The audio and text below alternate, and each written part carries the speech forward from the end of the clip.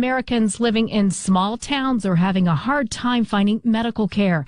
The American Hospital Association says 136 rural hospitals have closed since 2010, with 19 closures in 2020 alone.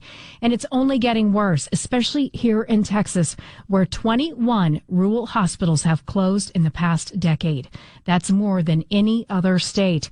Paul Seegert is with PCS Advisors, a health benefits consulting firm, and is watching the situation. Paul, why is this happening, and really what can be done about it? It's happening. You could ask a CEO of a rural hospital why they're closing, and they'll tell you they are simply not bringing in enough revenue because of the population they serve tends to be Medicare, Medicaid, and uninsured. And they lose money, frankly, on Medicare and Medicaid. All hospitals do. Our government programs don't reimburse these providers enough to cover the cost of care. And then, of course, the uninsured often it goes unpaid entirely. And that's leading to this long-term trend. Have there been any conversations about maybe shifting money over to help some of these rural hospitals? They're so needed. Yeah, there are different programs out there. If you safety net hospital, and there's various requirements that fit you into that, then you get an elevated level of reimbursement from Medicare, as an example.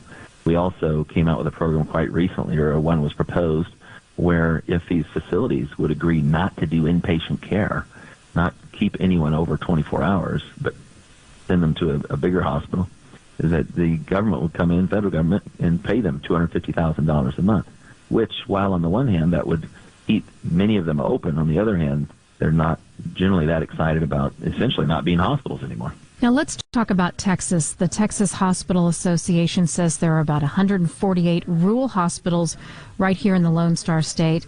And of course, they all have unique needs and challenges. But what are the biggest challenges in these rural areas? Well, it's that payer mix of Medicare, Medicaid, and uninsured. And the uninsured rate, Texas accounts for about a quarter of all of the national hospital closures that have occurred in the last decade plus. And so it is the hardest hit market for it.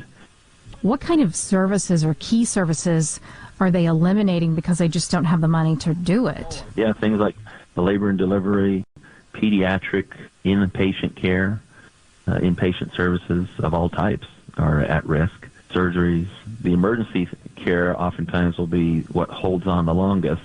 And while a lot of these other services have to be shut down because they can't staff them, or they're just simply not profitable. I mean, this sounds like a really dangerous trend, especially when you think about people who just, maybe don't have the means or access to transportation to go somewhere. Are they just not getting any kind of medical care at all? Yep, that's what happens, unfortunately. And you have, in lots of these communities, higher rates of chronic illnesses that need care. And then when you don't have access to the care, you have people that become non-compliant with the things that they need to do. You have people that have diabetes that aren't on all the appropriate medications, as an example. That leads to heart disease, and it leads to bigger, more emergent situations, strokes and heart attacks, and you have cancers that don't get caught as early. It's absolutely scary trend. That's Paul Seegert with PCS Advisors.